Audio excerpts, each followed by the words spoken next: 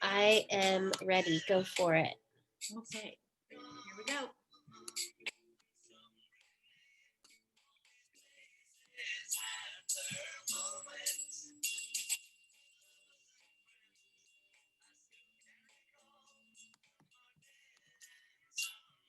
Hi, Howie. Hi, Suzanne. How you doing?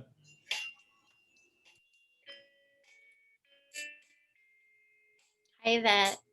Hi, Liz. Hi. Oh, guys, while we're waiting for people to join, we are going to have us put something in the chat to remind us that we're all humans. We're humans, right? In the Barely. chat, can you say hello with your name, pronoun, and a recent joy or what you love about your middle schooler today?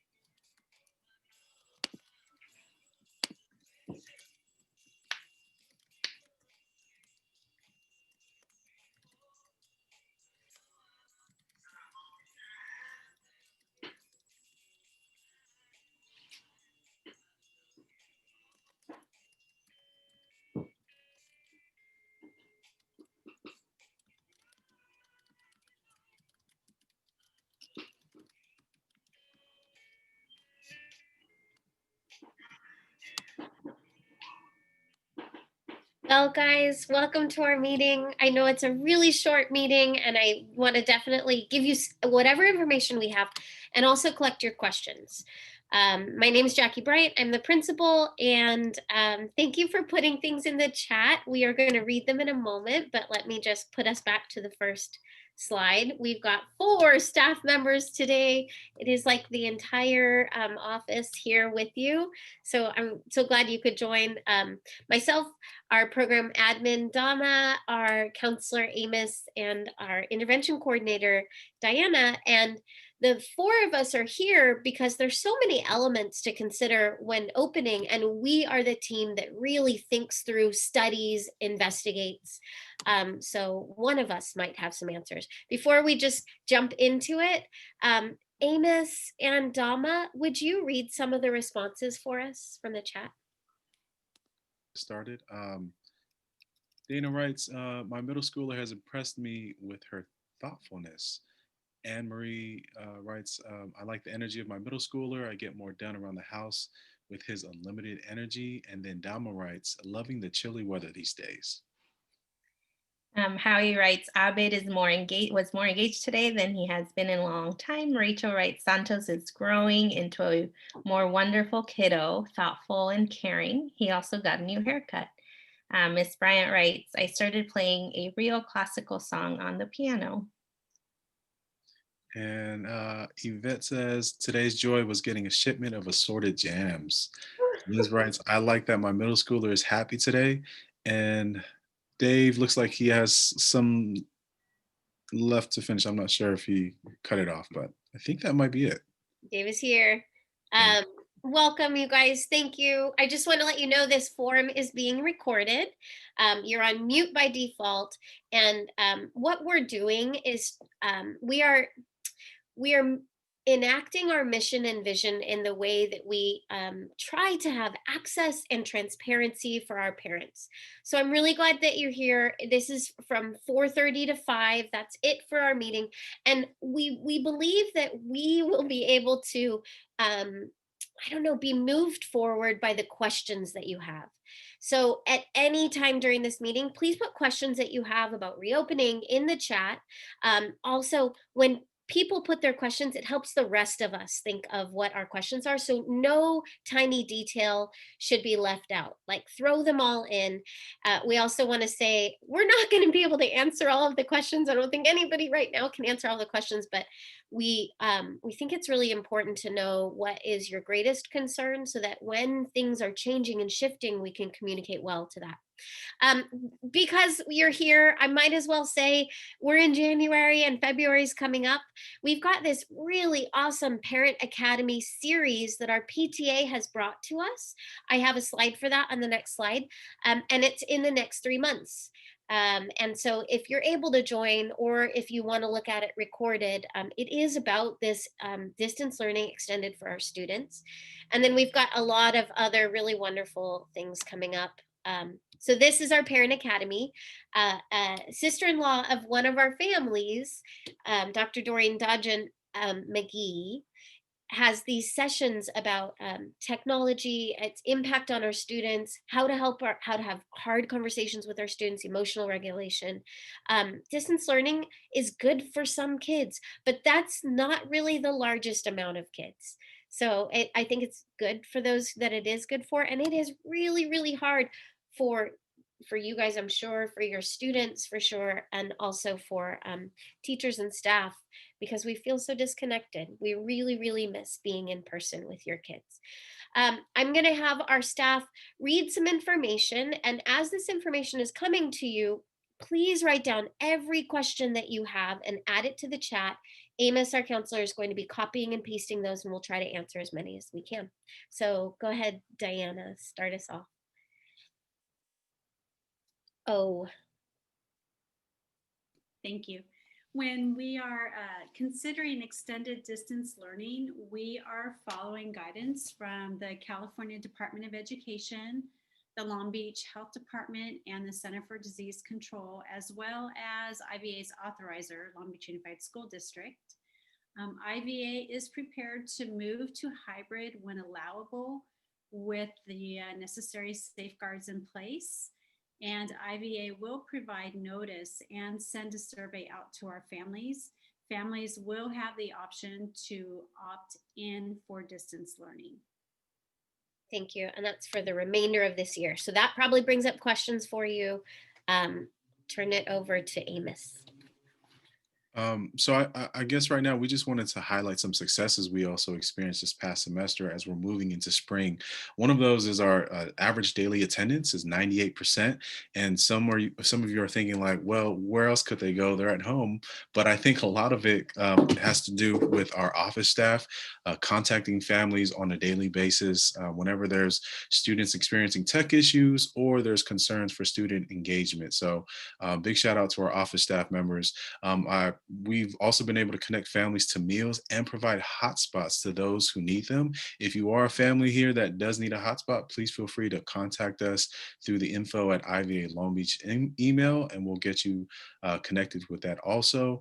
Our teachers have been so flexible this past semester with meeting times, stepping out, having Zoom one-on-one sessions with family members. And students outside of their office hours and classroom time. So we're also appreciative of them in that. And then our student relationship building. We've been doing our advisory on a weekly basis. And I think this past one was a nice way for our students to come back from a break, spend 1 hour in Zoom, sort of step back into this whole routine of online learning. And I think we have a little bit more than 13 student-led clubs now. We've been adding a little bit here and there. So those are some highlights from the past fall. And Dama.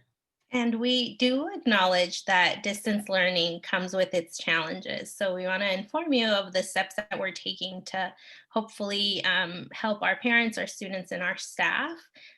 Jackie mentioned the parent academies that are going to be held and hosted by our PTA, which we're very grateful for. For our students, our staff will on a regular basis look at performance data, which informs meetings with our counselor, SST meetings with our counselor, our intervention coordinator, and a few of our teachers. We are also hiring instructional aides and tutoring roles for this coming semester. So if you know of anyone who is interested in becoming a tutor or an instructional aide for us, please direct them to our EdJoin account. And for our faculty and staff, we are introducing a site that monitors student activity called Bloxy. This is something that LBUSD has been using, and we are hoping that this will help our teachers monitor student activity so that they're more engaged in the coming semester. And then in our professional development that we hold weekly, our teachers are constantly collaborating on best practices, and focusing on trauma-informed practices and identifying interventions that can be helpful for students.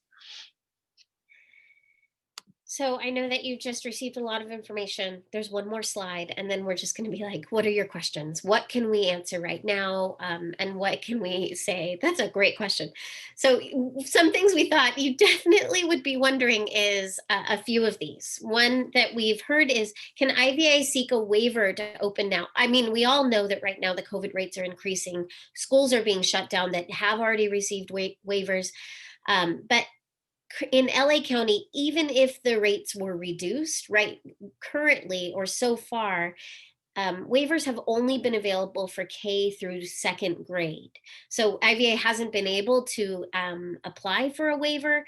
I think it's going slower than we hope it would. But at this point, the COVID rates are increasing, and even schools that have been allowed to be opened have been closing. I just saw, or Diana sent to us a press telegram article that said just recently there, what was it, Diana? What were the numbers that you saw? Sorry to catch you off guard. That's okay. That's a good question. I forget what the numbers were. I can look, but they were just increased numbers in December of COVID for teachers on campus. I want to say it was 90. Yeah, Dama put it down in the chat. Thank you, Dama. 80 COVID cases recently identified, and 78 of those were staff members. I mean, that, that might just be because they're checking with staff and not with students as much, but we know that a lot of our students came back from break saying that they or family member had recently gotten identified with COVID. So rates are increasing. We're not at the point where we can even consider to apply for a waiver. They're not available at this time. I'm hoping things continue to shift as they keep doing. Another question: will COVID immunizations be mandatory to return to school? And I think Diana or Dama might have a more sort of professional response. My response is like, we've got no idea. I don't think anybody has any idea right now. I know that there are people that are researching it, that are making plans.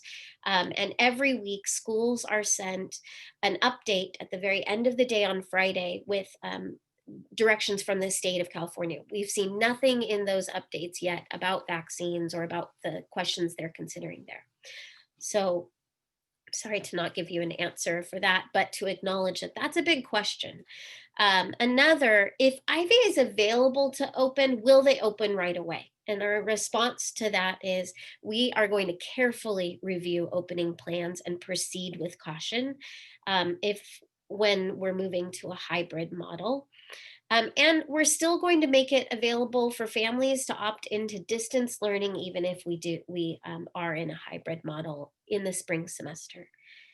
And then what's IVA's hybrid model look like? It looks like a staggered start time, reduced students on campus, distancing, masks, cleaning, all of those things. Also, I think something that's a little disappointing with what we have right now with our hybrid model that we are still trying to figure out is that it's reduced time with teacher. So it's more asynchronous time because you have to stagger students.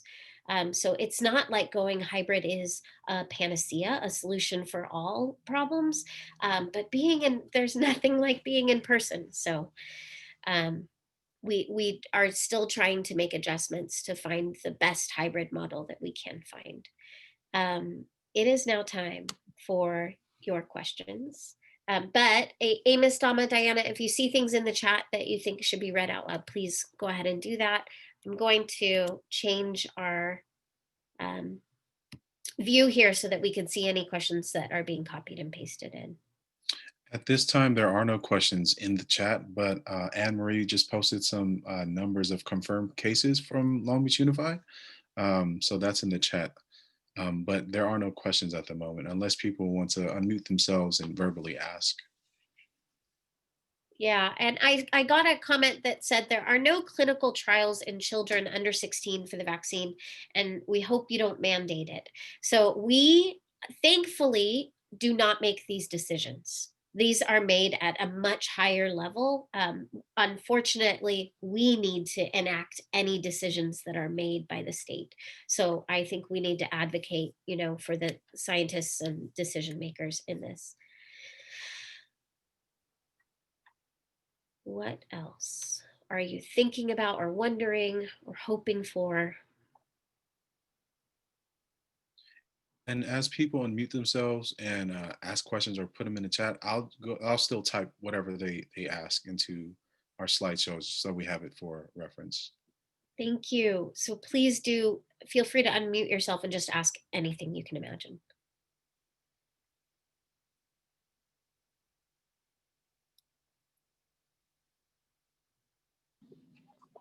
Hi, this is Nicole. Can you guys hear me? Yes. Hi, Nicole. Hi.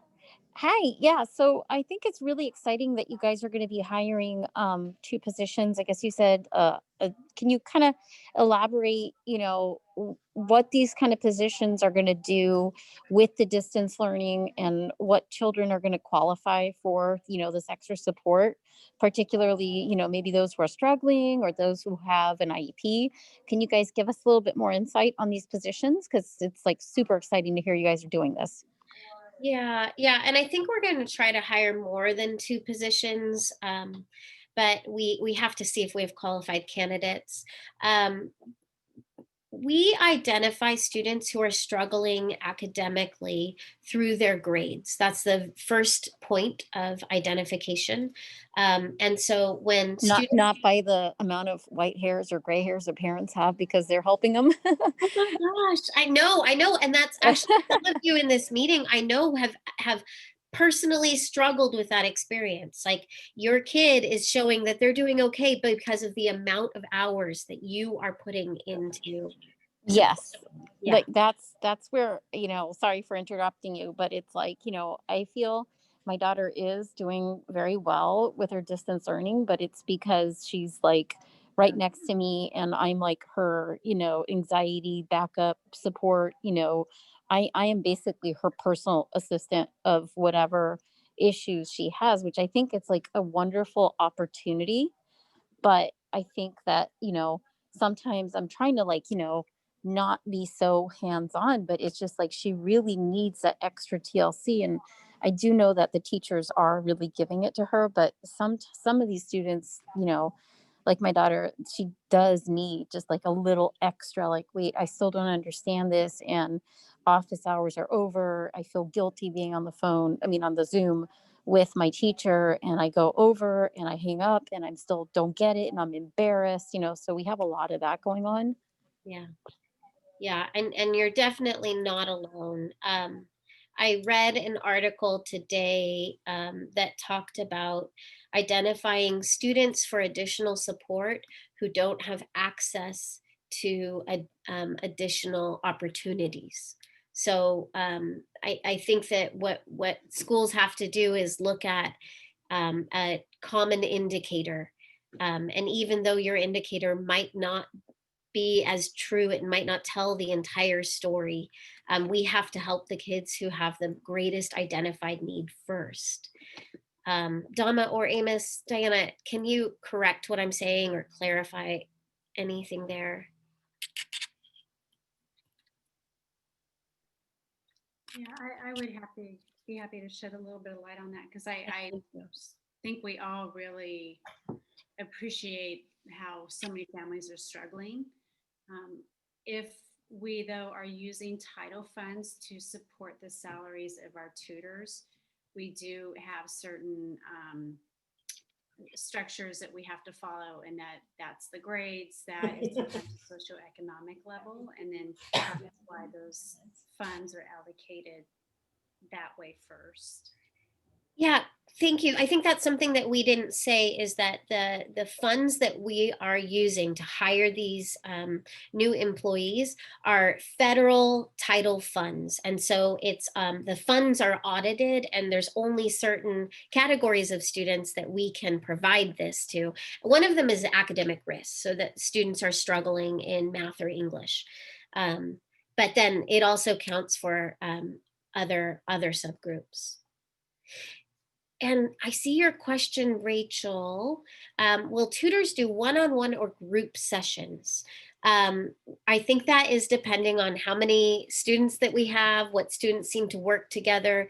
Right now, I imagine we're going to begin with group sessions, not one-on-one tutoring. But there will be situations where one-on-one tutoring or support would seem right. But with limited resources, I think we're going to have to start with groups of students who have similar issues or similar needs.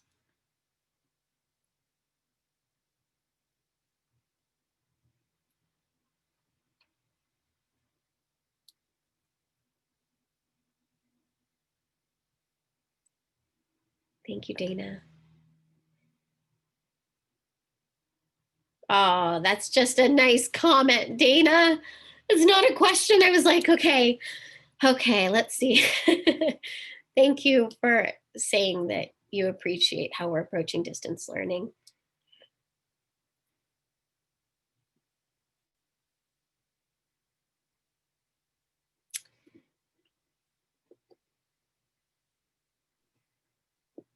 I have a question.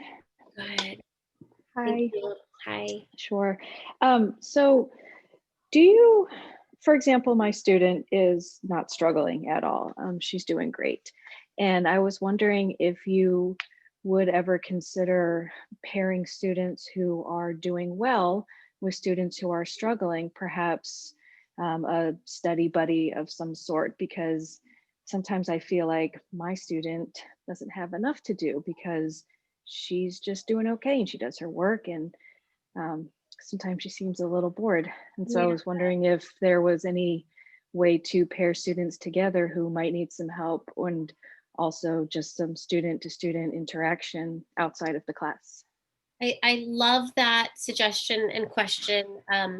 The week before we went on break, our staff started talking about putting together a peer tutoring program, because there are student leaders who need to have leadership opportunities. Like, it's hard to find where they are. And for some students who are leaders, that kind of connection makes them thrive.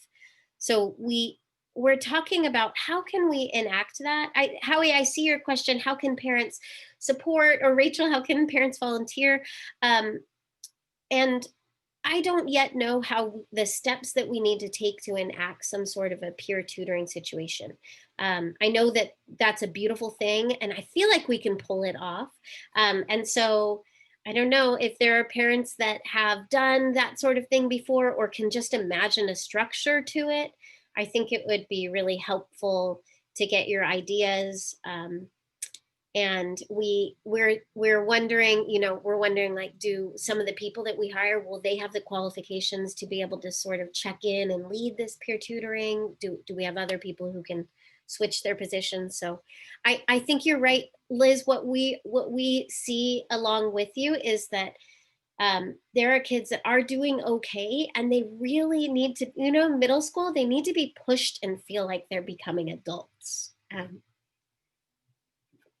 I don't know why that makes me want to cry. And we want to provide those opportunities.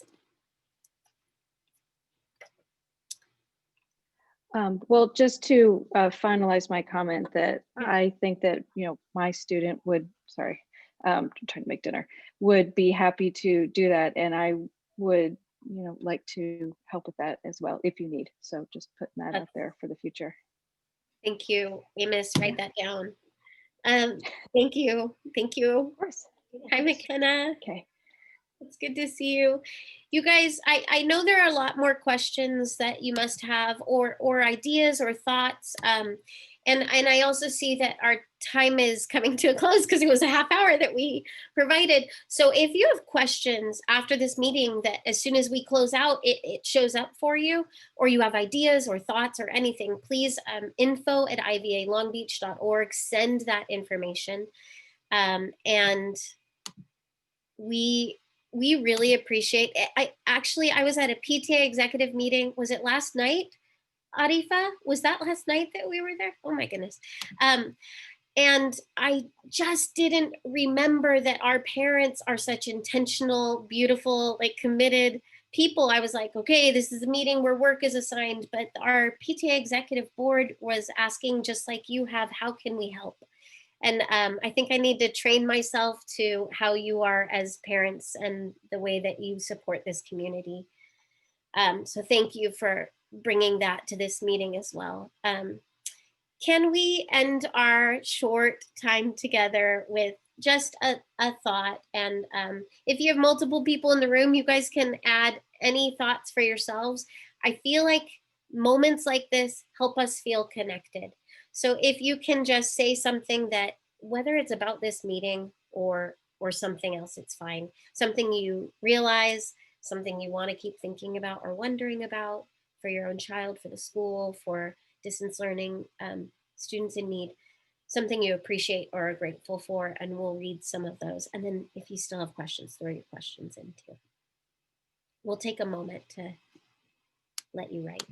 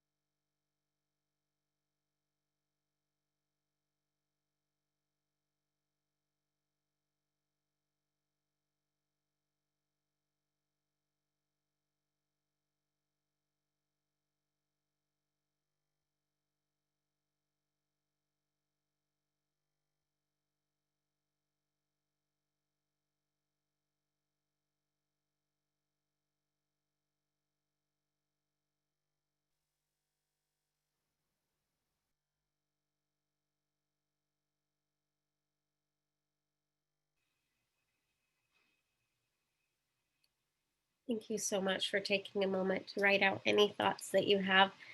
Amos and Dama, will you do the same again? Will you read our comments? So David writes, I'm wondering about after school tutoring or peer-to-peer support, more social interaction for him, etc. Anne Marie writes, I am grateful to have wonderful staff at IVA that make us feel like a connected community. And Miss Bryant, I appreciate you all. I feel like our role is to serve you, and your graciousness to us in all this newness and non-closure is uplifting. Howie writes, I'm grateful for extra time with our family, even though the circumstances are less than ideal. Monica writes, I'm grateful and appreciative for all the support IBA gives to both parents and students. Suzanne, hoping for more connectedness in 2021. And Rachel, I appreciate the staff and faculty of IBA. I'm grateful that Santos was offered this opportunity at IBA. Yvette writes, I'm grateful for IVA teachers' availability and wondering how to create more social opportunities for my daughter. Someone else writes, are there systems of support available for one-on-one check-ins with students? My child is fine academically, but is struggling on a more social emotional level. Any support and resources available would be so helpful. Claudia writes, I appreciate and am grateful for all the time and effort that the teachers put into their lessons and keep the students engaged and connected. And Dana writes, I realize that we can do hard things. I appreciate IVA staff for reaching out when needed and providing an exceptional online learning environment. I'm wondering if my child will ask me for help with her work in the future, as she is so independent right now. And Antoinette writes, I've realized that I'm not the only parent who may have a struggling student and or a student thriving through distance learning. I have 2 children in this program.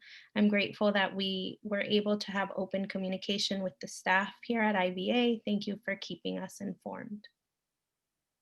Um, I think to one comment, if your child is experiencing some real emotional feelings, I think if you can let us know, um, our counselor can reach out and check in with them. We really, really miss having kids on campus to see their face just be sad, where they wouldn't communicate it otherwise, and being able to pull them aside and be an adult in their life. So you got to let us know if they're feeling that way. I sent them a message with my Oh, email, so you can send me an email. We'll process further. thank you. You guys, thank you for sticking with this all, and for being such an amazing support in your kids' lives. I'm really glad to be a part of this community with you, and I hope you have a good night. Send us all your questions as you turn off the keyboard that come to you. Good evening. Bye, guys. Bye, everyone. Good night. Bye. Thank you.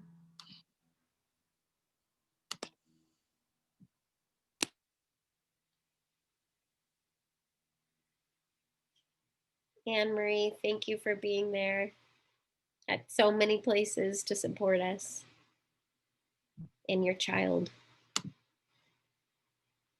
Lindsay with a new baby. Hi.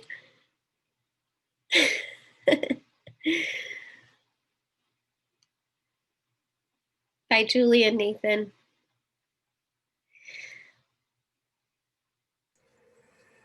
Hello.